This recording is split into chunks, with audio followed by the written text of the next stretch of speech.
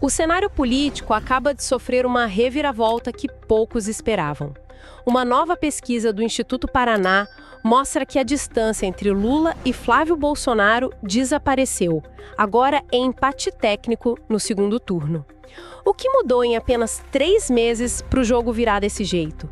É o que a gente vai analisar agora. Vamos direto aos números, porque é aí que a história começa a ficar tensa. Sim. Na simulação de segundo turno, o confronto direto, temos Lula com 44,8%. E Flávio Bolsonaro com 42,2%. Olhando assim friamente, Lula ainda está na frente. Está, mas aí que entra o detalhe técnico que muda tudo, né? A diferença é de só 2,6 pontos. E a margem de erro da pesquisa é de 2,2 pontos. Exato. Para mais ou para menos. Na prática, isso quer dizer que as faixas de resultado deles se cruzam. Ou seja, é impossível afirmar estatisticamente quem está na frente. É o famoso empate técnico. Empate técnico, exatamente. A foto do momento é essa. Certo, a foto é essa. Mas o que torna tudo realmente impactante, pelo que entendi da análise, é o filme. É olhar para trás. Esse é o ponto central que a fonte que a gente está analisando martela. Eles comparam com a mesma pesquisa do mesmo instituto de outubro, 3 meses atrás. E a diferença era... brutal. Em outubro, Lula tinha 46,7% e Flávio Bolsonaro 37%. Nossa, era uma vantagem de quase 10 pontos. Quase 10 pontos. O que a fonte chama, e a palavra é forte, de derretimento dessa liderança é o que ele se propõe a explicar. Uma queda de 10 pontos em 3 meses. Em política, isso é uma eternidade. E me diga uma coisa, essa pesquisa testou outros nomes da oposição também, não foi? Sim, e os resultados ajudam a dar um contexto. Contra o Tarcísio de Freitas, governador de São Paulo, o cenário é muito parecido. Outro empate técnico. Outro empate técnico. Lula com 43,9% e Tarcísio com 42,5%.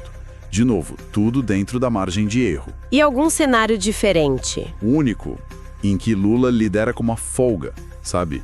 Fora da margem é contra o governador do Paraná, o Ratinho Júnior. Aí o placar é 44,7% para Lula contra 38,9% para ele. O que a fonte interpreta disso? Que o eleitorado de oposição está se afunilando em torno de nomes com mais projeção nacional. E essa tendência de aproximação não é só uma coisa para o futuro, né? Para um eventual segundo turno. A análise que a gente tem em mãos diz que o movimento acontece também no primeiro turno? Sim, e segundo eles, isso é talvez até mais significativo.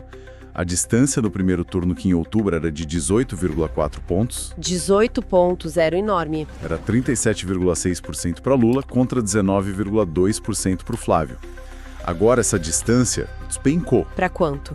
Apenas 6,7 pontos. Lula está com 39,8% e o Flávio saltou para 33,1%. Uau! A narrativa que eles constroem, então, não é sobre uma briga lá na frente. É sobre uma consolidação de forças acontecendo agora. Eles argumentam que Flávio Bolsonaro está deixando de ser só uma aposta, sabe? E se tornando o nome da oposição, de fato. Exato. É uma virada impressionante em tão pouco tempo. A análise que a gente está vendo tenta montar esse quebra-cabeça. E a primeira peça que eles colocam na mesa é uma mudança de postura do próprio Flávio Bolsonaro. Isso.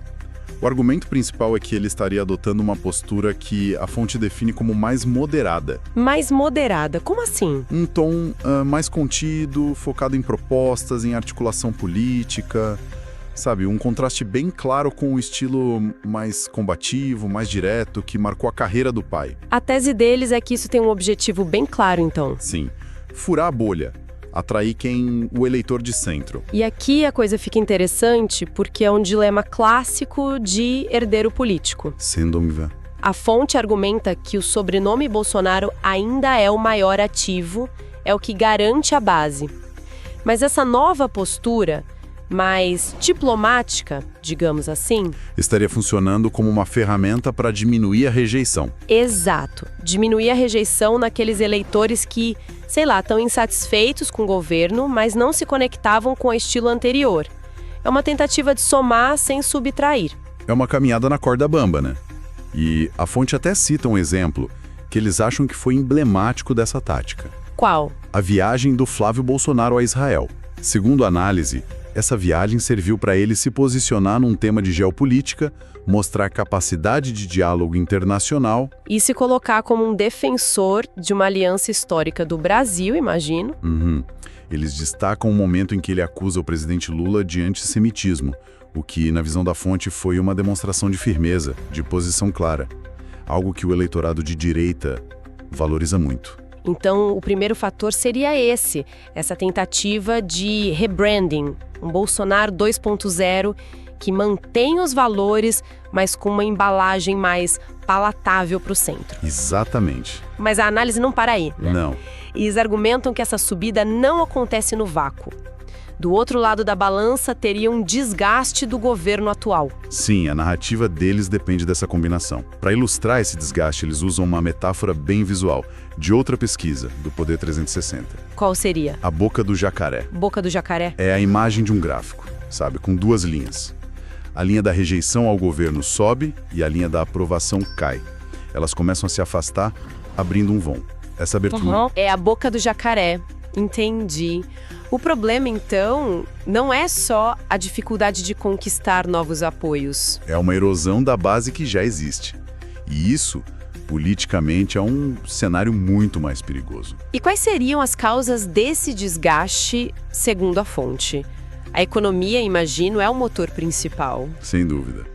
A análise aponta para uma percepção de estagnação econômica, de inflação que afeta o bolso. O dia a dia das pessoas. Exato. Eles argumentam que as ferramentas que eles chamam de populismo assistencialista, tipo o Bolsa Família, já não estão sendo suficientes para garantir popularidade. Por quê? Porque a lógica que eles apresentam é que, embora o benefício ajude, o eleitor sente no supermercado, na gasolina, que o poder de compra diminuiu. A sensação de que a qualidade de vida não melhora de verdade acaba pesando mais. E entende a lógica. E além da economia, que é sempre um fator decisivo, a fonte menciona outros elementos que estariam alimentando essa boca do jacaré. Menciona sim, ainda que mais brevemente. Cita o que chama de novos escândalos, como o caso Vorkar. O que seria esse caso? Envolve alegações, segundo a fonte, sobre uso irregular de veículos da ABIN, a Agência Brasileira de Inteligência, que teriam chegado ao Palácio do Planalto. Ah, sim. A ideia que eles apresentam é que esses pequenos focos de polêmica, somados à percepção econômica ruim e a uma sensação de insegurança, vão minando a confiança no governo. E engrossando os números de rejeição do presidente. Exatamente. Ok, então o quadro que a fonte pinta é, de um lado, um candidato da oposição se reposicionando e do outro, um governo perdendo fôlego. Mas eles ainda adicionam um terceiro elemento nessa equação? Sim, um elemento que eles tratam como um movimento estratégico de muito peso, o fator Tarcísio. O governador de São Paulo. Exato. O Tarcísio de Freitas, que a gente viu que também pontua bem nas pesquisas, declarou publicamente e de forma bem enfática que não será candidato à presidência. E que vai estar no palanque de Flávio Bolsonaro. Exatamente. O apoio do governador do maior colégio eleitoral do país é obviamente enorme. Mas a análise vai além disso, certo? Vai. Eles trabalham com uma lógica de consolidação, quase de transferência de votos. Mas isso não é um pouco otimista? O eleitor não se comporta sempre de forma tão previsível. É uma observação muito pertinente. Mas o argumento deles é que o Tarcísio, sendo um governador muito bem avaliado em São Paulo, tem um capital político imenso. E São Paulo concentra mais de 20% dos eleitores do Brasil. Ao sair do jogo e declarar apoio, ele não só cede um palanque, mas ele sinaliza um caminho para o seu eleitorado. A especulação da fonte é que, conforme o nome do Tarcísio for retirado das pesquisas, a tendência é uma migração massiva dos apoiadores dele para o Flávio. Eles veem isso como um boost, um impulso. Exato. Um impulso que poderia solidificar ainda mais essa tendência de crescimento. Ou seja, na visão deles, a oposição está se unificando de forma muito pragmática e muito antes do que se esperava. O que era visto talvez como um balão de ensaio, agora se torna um projeto com bases muito mais sólidas, segundo a análise deles. Certo. Vamos recapitular o que a gente viu até aqui? Então, a gente partiu de números de uma pesquisa que aponta uma mudança radical no cenário político. Um empate técnico entre Lula e Flávio Bolsonaro. algo que de fato parecia bem improvável há só 3 meses. E a gente mergulhou na narrativa que a fonte que analisamos constrói para explicar esse fenômeno. Uma tese que se apoia em 3 pilares principais, né? Isso. O primeiro é essa estratégia de moderação do Flávio Bolsonaro, uma tentativa de se apresentar como uma figura mais palatável ao centro, sem perder a base. O segundo pilar é o outro lado da moeda, um crescente desgaste do governo. E esse desgaste, segundo eles, é alimentado pela economia e por outros fatores que aumentam a rejeição. E por fim, o terceiro pilar, que funciona como um catalisador, o apoio declarado do Tarcísio de Freitas. Que, na interpretação da fonte, consolida a chapa da oposição, dando a ela o maior colégio eleitoral do país. E um potencial de crescimento enorme. Com base nisso tudo, a conclusão da análise que a gente explorou é que o tabuleiro político foi completamente reconfigurado. O cenário, que antes parecia ter um favoritismo claro, agora é descrito por eles como imprevisível, totalmente aberto. A grande questão que eles levantam não é mais se a candidatura tem chances, mas sim como as outras forças políticas, principalmente o governo, vão reagir a esse novo equilíbrio. A dinâmica da disputa mudou, Fundamentalmente. o que nos leva a uma reflexão final. A análise que a gente explorou hoje sugere que um sobrenome pode ser ao mesmo tempo o maior ativo e o maior passivo de uma campanha. A questão que fica é: até que ponto uma mudança de tom pode remodelar a percepção pública de um legado político já tão consolidado e tão polarizador? É uma estratégia de alto risco. E os próximos meses vão dizer se ela foi bem-sucedida.